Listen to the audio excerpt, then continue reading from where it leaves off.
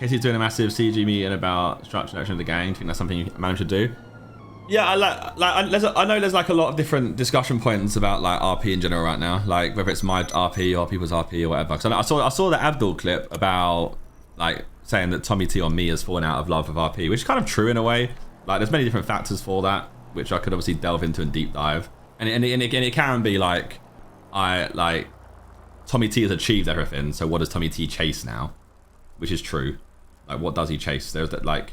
And I think a lot of things that drove RP within the gang before, a lot of conflicts and a lot of struggles, and that drives a lot of RP in general. Like you have storylines from struggles and conflicts and like fighting for power. Now the gang's pretty like neutralized in the sense of like everyone's happy and no one's really fighting for position. Maybe you have like the MDMA stuff, right, where people haven't got their chains and stuff, which kind of like falls on deaf ears because ultimately they kind of know they're part of the gang essentially anyway, because the way that the Discord is, the way that like everyone is with them. There's not really like a discrepancy between you're not a chain wearer and you are a chain wearer. A lot of the chain kind of like thing is like, we want something good to happen, have a good content plan around it. And I always said, well, if you want to make one, I'll just turn up and do it.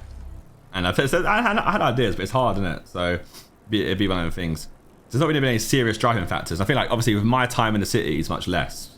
So I'm not necessarily going to be able to create these arcs. And also I don't really want to make too many arcs, because if I make them, I can't really add the other side to them. Like if I tell someone if I cause an arc with someone, I might not be there tomorrow to back it up in detail. So then they're kind of sat there in limbo. So it's kind of like a tough one on that front. See, a lot of my time does end up being like, I've come to the city, chill out, do whatever, piss about with the boys. So and I did say like this year will be different for me for RP Rise, right? I said I couldn't do what I did last year because there's a lot of different priorities that have come through, like Sidemen stuff and like how we've been different this year.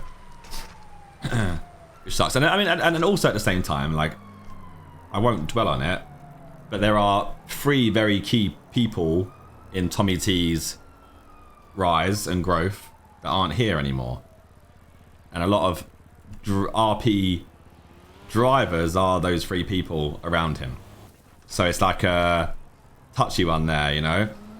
I also had many different feelings about how I feel about everything that's gone on. But it's like I don't bother dwelling on them, you know. I just keep moving, keep it going. But as you'd imagine, when then those things happen, your mindset and approach to a lot of different things and people changes. You know what I mean? I'm trying. If you read between the lines, I'm trying not to say too much and cause any random dramas or anything, because I don't really give a shit, you know. Not what we're here to do, or not what we're here to create. And it doesn't mean I'm not going to go like I'm not like for someone tries to twist it, because I know that people will try and do it, but I'm not trying to say, oh, I don't want to talk to random people and I don't do this thing. That's not what I'm saying at all. It just like it creates like a little bit of a, or maybe like a boundary that I create maybe naturally in my head. We face it too late. True. That's also an issue, I guess. Really, that's also an issue. Say something, do something, you're getting it out of context, who knows? I think I saw a clip of Koil after we interacted with him yesterday, and he did say like, I think we interacted with him and he's like, oh, like, maybe we need some more mechanic stuff that drives interactions, because that interaction wouldn't happen normally, because obviously we were boosting, that's why it happened. So he said people in City aren't really RPing because there's not really anything to maneuver around, which is kind of true. There's not really much rhyme or reason. You have to create your own reason. But there's not many people to really go and create rhyme and reason with in locations, unless you really, really like source it. And obviously that people always naturally back up and say, oh, that's a lazy attitude, which is what I would say also. Because there's always, in the city, there's always something you can do. And no matter how dead you say the city is, you can always make something in it.